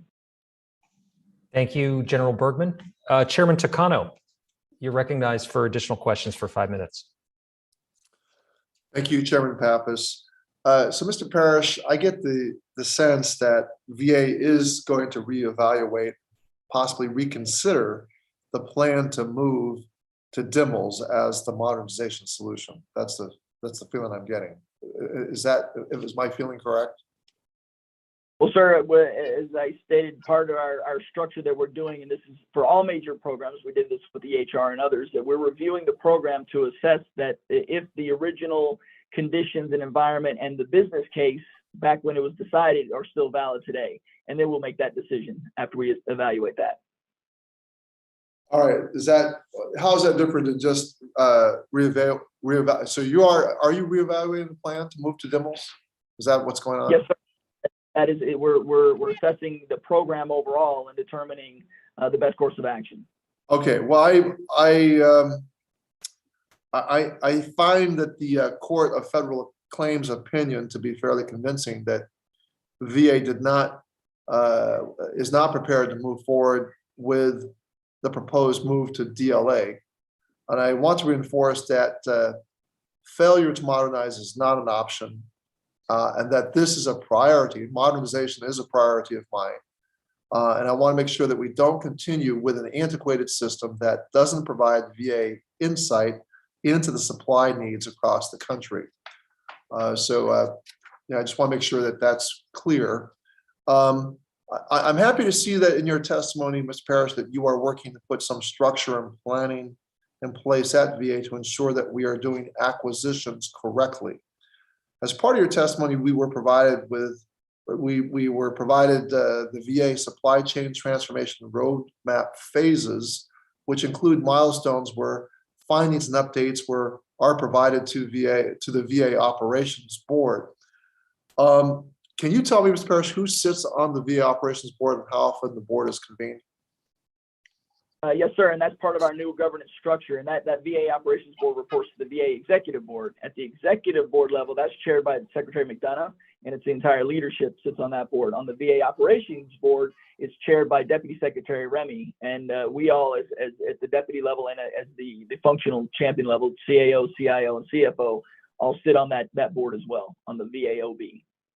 All right, well, thank you. Your roadmap also includes a decision event for the Secretary of the VA at the end of May 2022, before the new integrated supply chain strategy is implemented. I realize that decisions on the supply chain program won't routinely be elevated to the Secretary for final approval. So I'm interested to hear how you plan to oversee and manage this program going forward after a strategy is in place. Well, sir, my role is the Chief Acquisition Officer. I have the obligation and the authorities to report to the Secretary all actions, especially around our major acquisition programs. And we've established our major acquisition programs to be defined as follows. Anything that is more than $200 million in costs per year, over $1 billion in life cycle costs, or anything that has been designated by leadership as a major acquisition. And that's our focus on that. Well, I've heard that there are, I've heard that a number of boards and councils at VA surrounding acquisitions and programs recently, but I've heard of them. But what I am most interested in is who makes up the final decision authority on large acquisitions. Yes, sir. The ultimate decision will be, and we're establishing a new major acquisition, if you will, program framework from cradle to grave.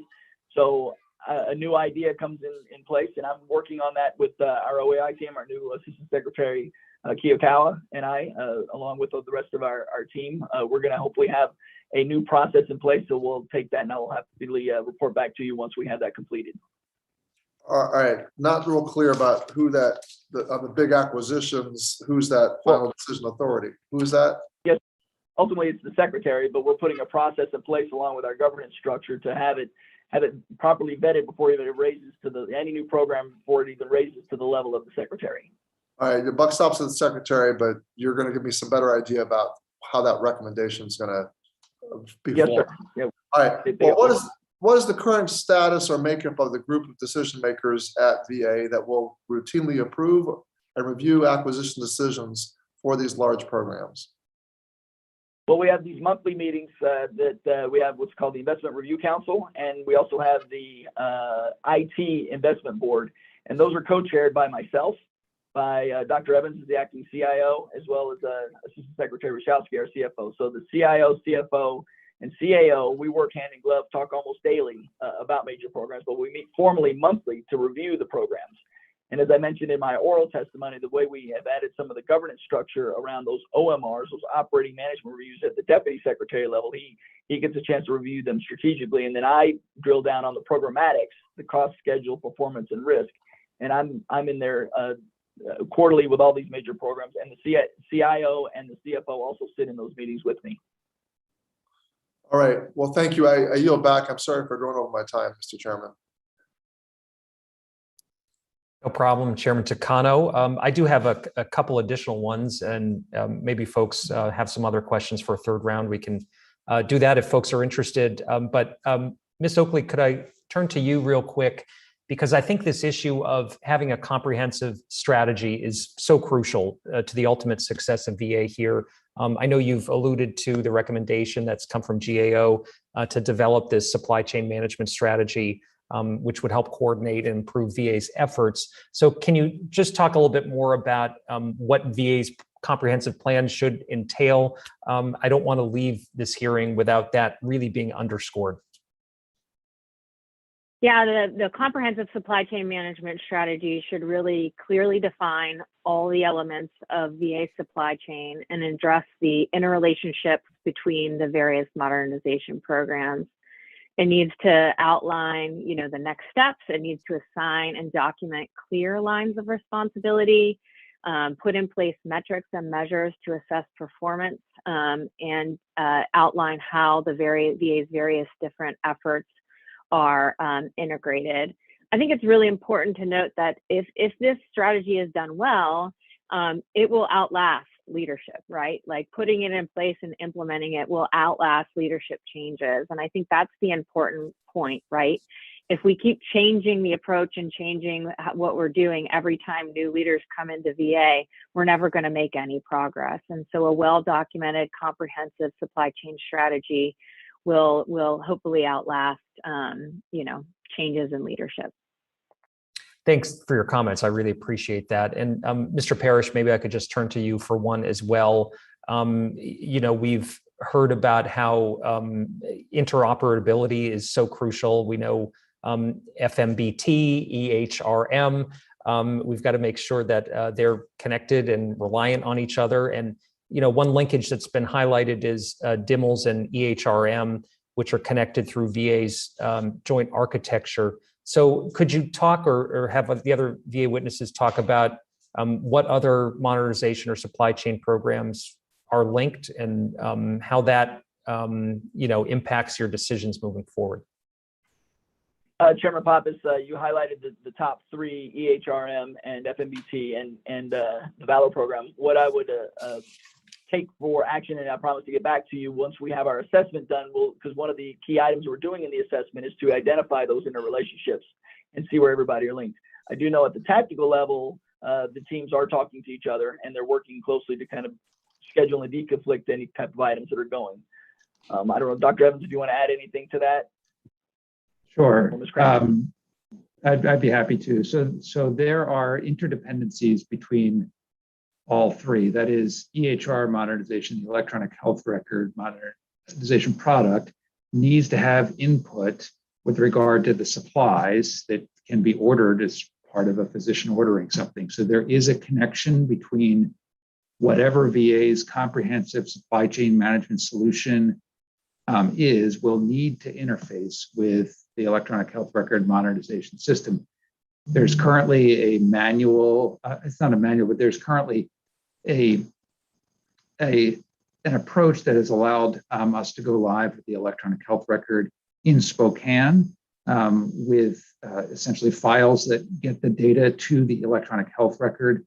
But we will need to have a part of the assessment of the requirements that Mr. Parrish is mentioning is understanding and assuring that the solution that we deliver will interface.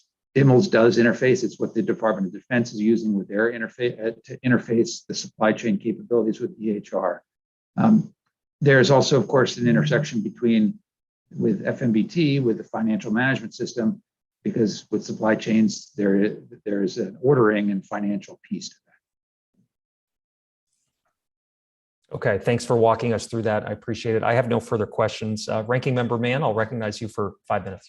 Great, thank you, Chairman Pappas. Just a few more questions, specifically to the medical surgical prime vendor contracts. Mr. Pierce, I'm not an attorney, but the Court of Federal Claims judge was clear. I mentioned this in my opening remarks that what VA has been trying to do with MSPV contracts was uncompetitive and constituted a breach of contract. Do I understand correctly that you and Ms. Kramer have decided to continue this effort to rely on the DoD's contracts? No, sir. From that court case, we've taken 3 actions. One is obviously we've had to take a step back and revert to our bridge contract. And Vision 6 was the only one that had moved forward to the DLA contract. And because of the court case, they're transitioning back to the original bridge contract. So they're stepping away from the DLA relationship. That transfer back should be done in early January.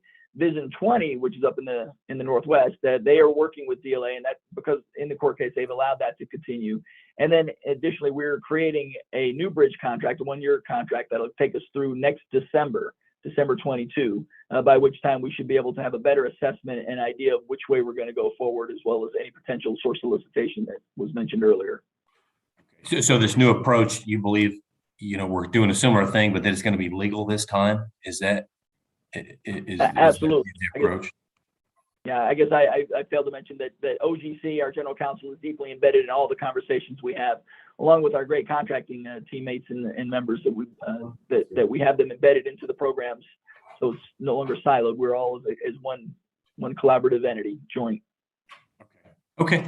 And then thank you. And then my last question is for Ms. Oakley. Switching gears a little bit.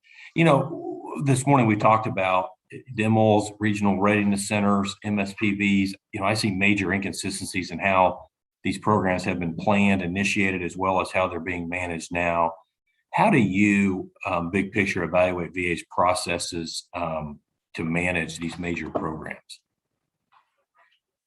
Yeah, absolutely. Our ongoing work is showing that, VA's major acquisitions, several of the ones that we're talking about, are not guided by a credible acquisition framework currently. And, I applaud Mr. Parrish and his efforts to try and bring more discipline to that. But what it has resulted in has been, differing approaches for each program, lack of clear direction, limited ability to assess progress and hold folks accountable.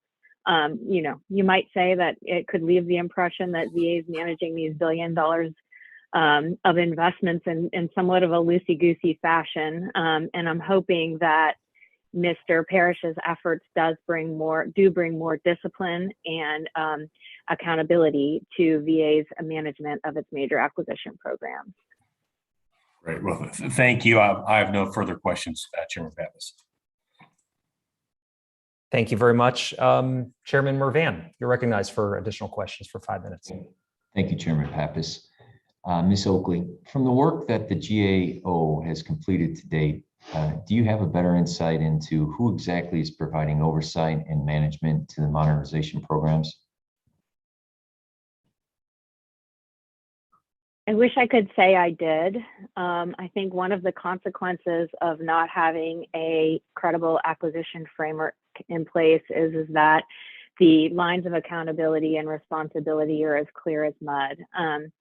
For example, Mr. Parrish discussing that, there's 3 co-chairs to some of these committees that they sit on.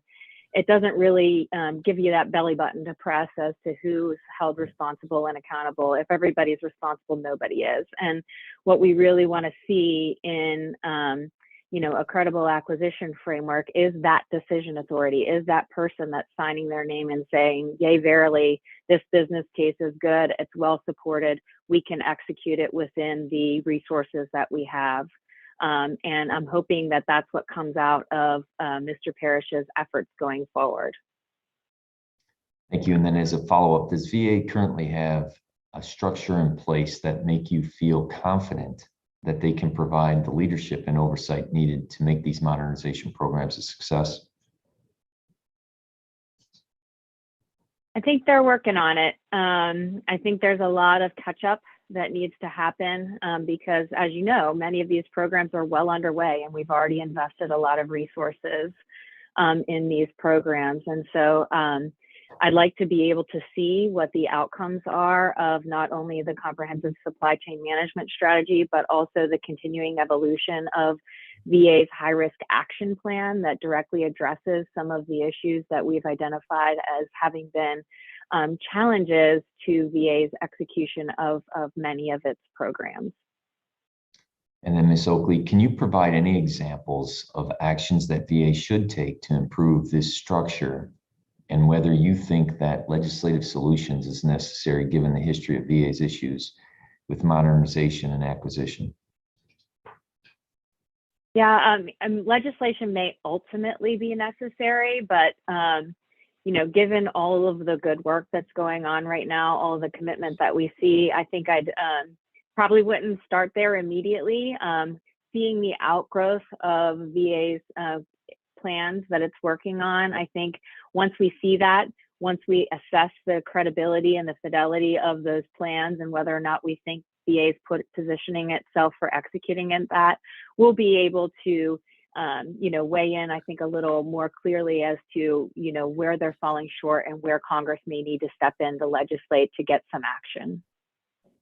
Thank you, Ms. Oakley.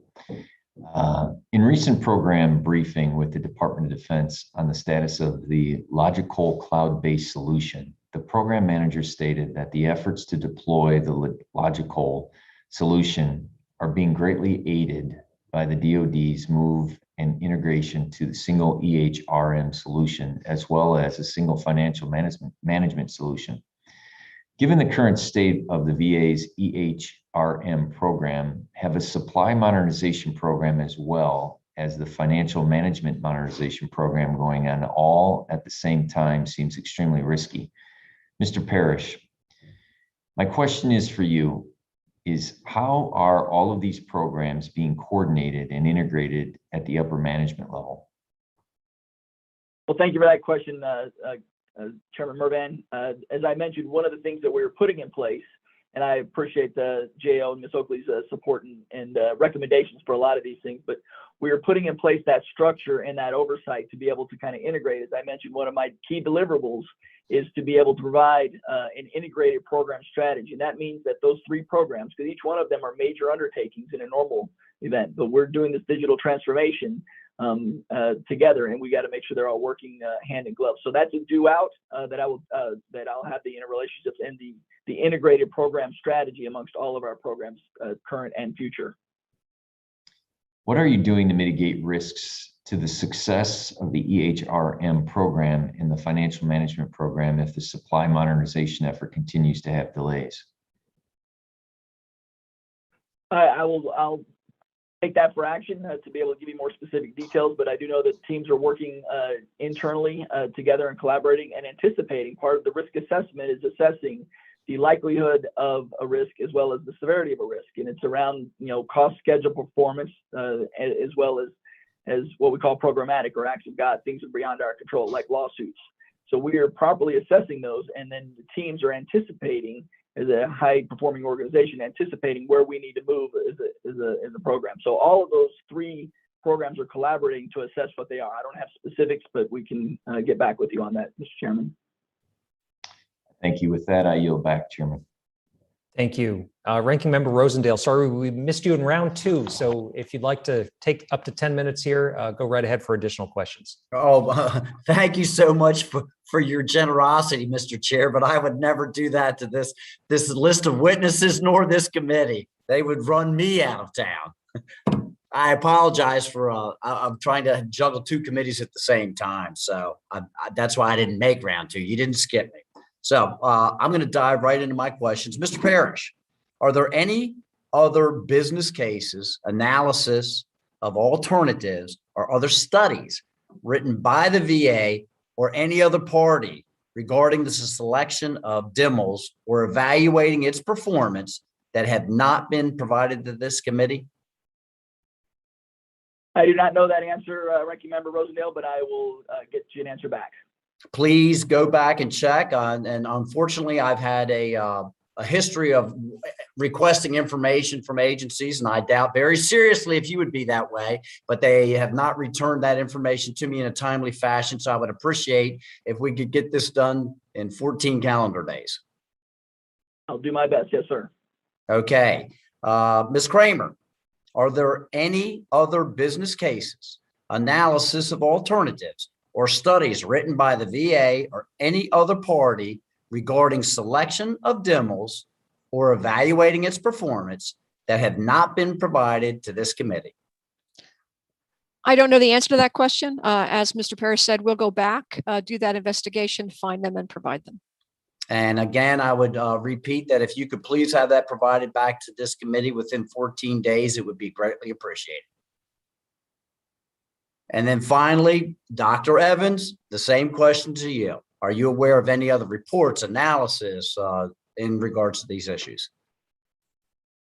I'm not personally aware, but I don't know the answer to the question. And like Ms. Kramer and Mr. Parrish, we can together look into that as you best.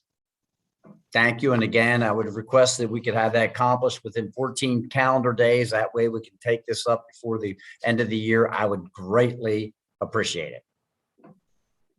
Mr. Parrish, Ms. Kramer, Dr. Evans, whose idea was it for the VA to unilaterally decide to cancel its medical, surgical, prime vendor contracts and use the DoD contracts?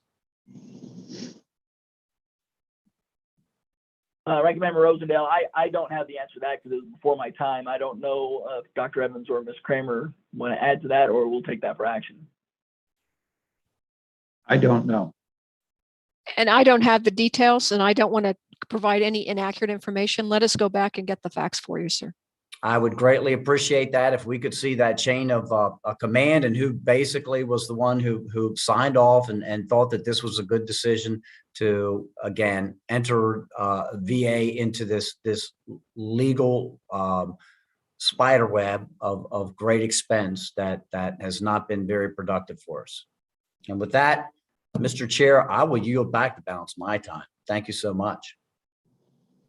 Well, thank you very much, Ranking Member Rosendale. Chairman Takano, if you're still with us, if you have additional questions, I'll recognize you. Thank you, Mr. Chairman. I want to just I want to ask if there's for any other alternative assessments of solutions outside of the MITRE report. I also want to know if that I'm also interested in the requests for information as asked by Mr. Rosendale and others. So if you would get me that information as well. Mr. Rosendale, you were gone, but my staff confirmed with me what I recollected, which was that Dimmels came as a sort of push from Secretary Wilkie. He came from the Department of Defense as Undersecretary for Personnel and Readiness. At the time, they knew that this was an issue. This was an issue that they inherited as well, and they thought that Dimmels was a solution, and why not, what DoD does, but not everything was well thought out, and not all the processes, the internal processes were followed. So, but again, I emphasize that I'm not trying to finger any particular party or administration. This has been an ongoing problem, and I really urge all of us to try to pull together in a bipartisan way to get VA on track, not back on track, but on track. So, Ms. Oakley, do you feel that there is sufficient oversight of large acquisitions at VA as it is currently organized? No, there's definitely not sufficient oversight. And as I mentioned, VA lacks a credible acquisition framework for managing its major acquisitions, and that results in unclear lines of authority and responsibility. And that's part of what is wrong. This kind of framework, I know we talk about frameworks and probably people's eyes glaze over, but it really does provide clarity. It provides opportunities during the life of a program where decision makers can weigh in and make go and no-go decisions based upon fact-based information. And so that really does help to make sure that we're continuing to pursue programs that make sense for the program, for the agency. And I just want to make the point again, when you have a good framework in place that becomes a part of the culture and how they do business, it will ensure that it's followed and that progress transcends changes in leadership. Now, Ms. Oakley, I think you might have answered this question before, but it seems that you, in the previous answer that you made, that we don't really know exactly who at VA has final authority on large acquisition programs and who exactly can stop a program that is over budget, behind schedule, or is not meeting the requirements of the contract. Is that something that you've kind of said throughout this hearing, or if you have not, is that something you would agree with? I think it's clear as mud. I mean, I think it's telling that if you ask me, I can't give you a straightforward answer immediately for a number of the programs that we review. And so I think when you have to kind of dig to figure out who's in charge, that means nobody's really in charge. And hopefully, that nobody's really, the sense that there's nobody really in charge with regard to these acquisitions. It's too diffuse. Or it's in charge by committee, or leadership by committee, which I think leads to a lack of being able to hold folks accountable. Okay. So the final decision authority is really, as you say, clear as mud. It's not clear. So I think we've gone on too long waiting for a solution to appear at VA, and I know that GAO is interested in seeing some real changes being made, as I'm sure Mr. Parrish is. And I want to reaffirm my commitment to work with VA. I want to work with VA to find a legislative solution so that we can codify some of the changes that the CAO is putting in place, so we aren't continuing to have these issues in the future. And I get the feeling that we'll have bipartisan buy-in to all of this, and that we can arrive at a solution. Mr. Chairman, this was a really important hearing for you to hold. I want to thank you and Chairman Mervan and the ranking members of each of the committees for this joint oversight hearing. If we can get VI on track, that'll be a major accomplishment. And we are going to do it. We are going to do it. So thank you. Thank you, Chairman Takano. Would any of the ranking members or chairs like to provide any closing comments? No, I see a lot of shaking heads there. Okay.